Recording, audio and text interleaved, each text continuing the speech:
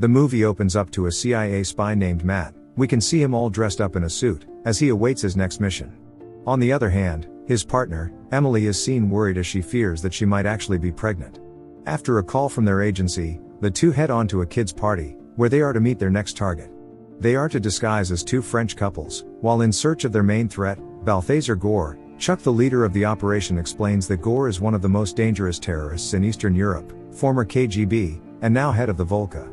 Emily locates Gore, and after exchanging pleasantries with him, she is able to acquire his voice and print. You know, secret agent stuff. They are to go upstairs to where the safe is hidden. They are able to use the prints to unlock the safe as they acquire a powerful technological key that could be used to operate the world's most critical infrastructure.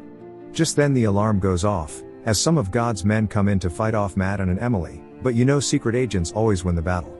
They escape to the rendezvous point where they meet up with Baron, who is to provide their getaway. Baron and Emily seem to have a romantic history, which pissed Matt off, as he doesn't agree with Baron in anything. The two angry birds kept on arguing till Matt got on his getaway plane. While on air, he proposes they celebrate with a glass of champagne, just like they always do, after a successful mission. Emily refuses the champagne. Matt figures something is wrong because it is unlike Emily. She reveals that she is pregnant and Matt is the father. At first, Matt is shook, but then he accepts to take care of the baby and stay with her forever. Just then, the flight attendant is revealed to be an enemy, as he also wants the key. Together with Matt, Emily is able to defeat these terrorists. However, the pilot is shot during the course of the fight, leaving the plane to fly itself to death. Just as the plane is about to crash, Emily manages to hold on to Matt, as they deploy a single parachute that helps them land safely. Just as they survive, they decide to go ghost and disappear, as having a child in their line of work will do them no good. The plane crash is a perfect cover story. They just need to cut contact with everyone and go civilian, leaving their cloak and dagger profession behind. Fast forward 15 years, Matt and Emily have settled into a quiet, suburban neighborhood with their two kids, Leo and Alice. Matt coaches youth soccer and is actually passionate about it, while Emily sells puzzles on Etsy. Although they love this new life, their biggest challenge now is getting their son Leo to stop playing video games after bedtime. Or putting up with their daughter Alice's nonchalant teen years. And though they sometimes miss the thrill of their time as spies, they still wouldn't leave parenthood for that life again.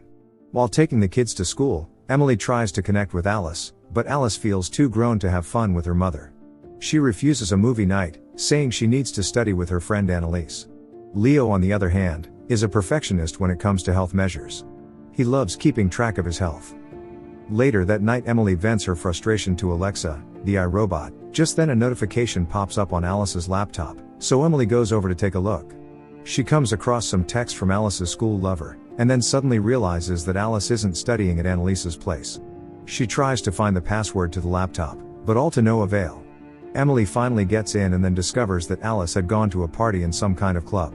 She quickly strolls in with Matt, as they look for Alice. When they see her, they order her to come back home with them, but some of Alice's friends stops her from going, calling her parents party boomer. This makes Emily angry as she unleashes her locked up skills. They beat up the bullies, but then unfortunately the Gen Z culture made sure they were being recorded on camera.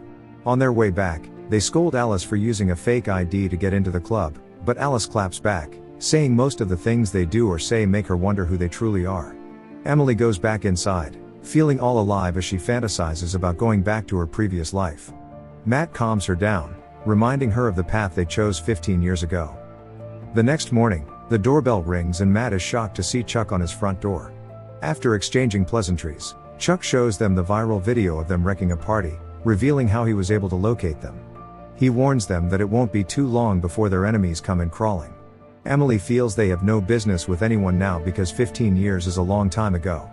Chuck tells them that the enemies believe they are in possession of the key, and would soon come for them. He also reveals that Baron had set them up in the plane and is also working for Gore to locate the key. Just as Chuck continues to talk, he is being shot by some terrorist. They attack Matt and Emily, firing bullets everywhere.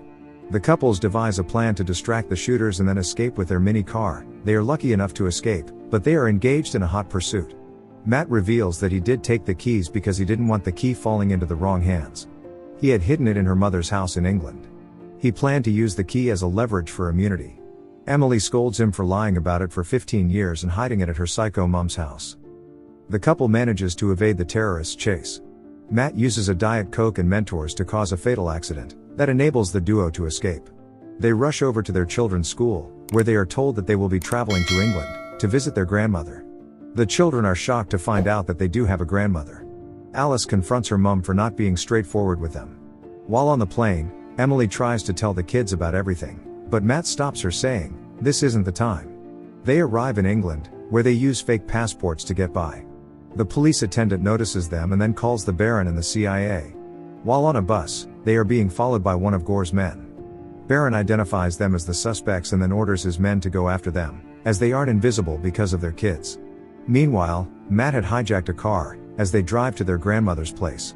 The couples made sure the kids were off the internet to avoid them being tracked. When their fuel got really low, they stop at a gas station to refill their tank, while the kids go inside the store to refill their stomachs. There, Alice browsed through their passports and discovered that they had used fake names and IDs. She suspects her parents to be criminals and then asks Leo to use his game to go online. As a result of them being online, Baron figures out their location and then gears his team towards them. However, Gore's men locate them at the gas station, and they get into a heated fight, while the kids watch with surprise.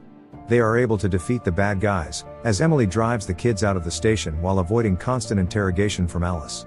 Unfortunately, they come across Baron and his CIA team. They go into a hot chase, but Matt is able to evade their attacks by causing an accident that results in a blockade.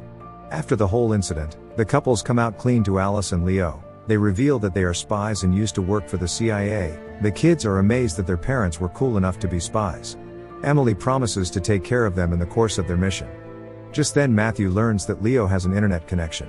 So he takes it from him and then tosses it out of the car. They arrive at Emily's mother's house. Although Emily doesn't have a good relationship with her mother Jenny, she has no other choice but to meet her for help. The kids are amazed that their grandmother lives in a mansion.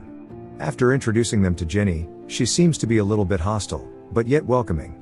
Just as they go inside, the kids are super amazed by the interior. Just then Jenny's lover Nigel walks in. He is happy to meet Emily and her kids. He claims to love kids and wants them to call him grandpa, and then jokingly adds that Matt sees him as a father figure.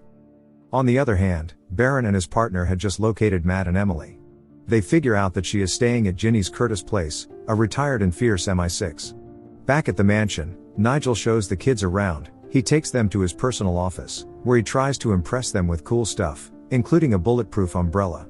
Nigel had always wanted Ginny to see him as a real spy, so he undergoes CIA training to be able to impress her one day. Matt opens up to Ginny. He tells her about the key that he hid in her place, and now he is being hunted for it. Ginny gets into a pretty hot argument with Emily, and how she rebelled when she was still a teenager. Emily argues that Ginny was never present in her life, and she made sure it wasn't the same story for Alice. Just as they argue about teenage rebellion, Alice watches from a distance. Later on, while Alice goes through old pictures of her mom, she lets Grandma know that she doesn't hate her mother. However, the CIA locates the mansion, as they prepare to strike.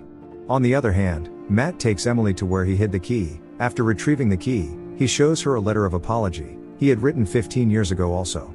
Just as Emily basked in her emotions, the couple notices that they had been found by Baron. They sneakily go back into the mansion where they find Ginny and Nigel all tied up. After rescuing the duo, they proceed to look for their kids, but then they are surrounded and captured. Surprisingly, their enemy turned out to be Chuck, who they think died in their front yard. Chuck had it all planned out. He needed to give them a motivation to believe Baron was the enemy. However, Baron is clean as a whistle. He claims the couple took everything from him after they disappeared, and he wanted revenge for what they did to him.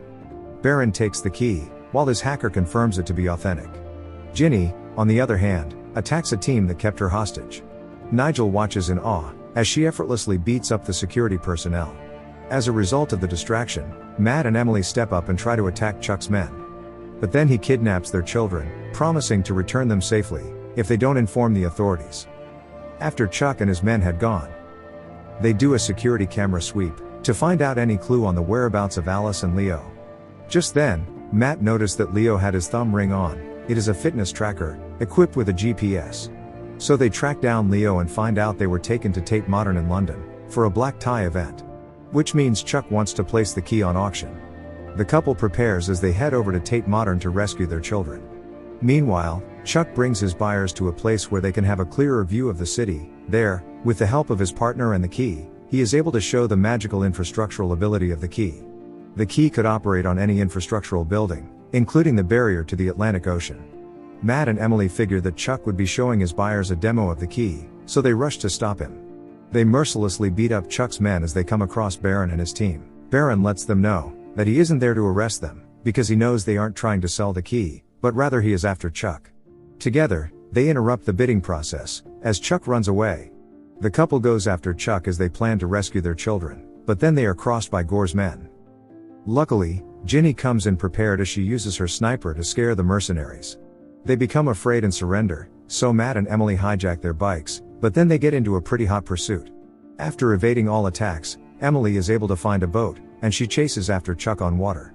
Matt joins soon afterwards, and together they try to rescue their children before the barrier destroys them. On the other hand, Nigel finds Daphne, Chuck's chief hacker, coming out of a building with the key, so he uses his car to ram through her van, leaving her unconscious. Just as Matt and Emily get onto Chuck's boat, they begin to fight like crazy and then plead that Nigel uses the key to close the barrier. But my man Nigel doesn't know anything about coding, despite his self-acclaimed knowledge. He begins asking Siri and the already knocked out Daphne for help. With not much time to bite his fingers, Nigel repeatedly taps on the system and then is able to override the code. He immediately closes down the barrier, astonished by this miracle. Matt and Emily give the kids life jackets, as they throw them into the ocean. They beat up Chuck on the boat and then follow suit. As soon as the speedboat comes in contact with the barrier, it explodes. Later on, the sea police arrive, as they save Matt and his family. In an emotional scene, the whole family embraces one another as they reunite, after the whole Jason Bourne type mission was over. The whole family go on to watch Alice's football game, where she dials in the winning penalty. The whole family celebrates, as Matt and Emily decide to have a time off. Just as they get inside their car, they are surprised to find Baron. He is a little bit annoyed that his crush Emily got married to Matt, though he delivers his message that Chuck's body was not found, and Emily might need to recruit her dad for the next mission. The end. If you enjoyed this video, please leave a like and subscribe, as we will be dropping in new videos every week.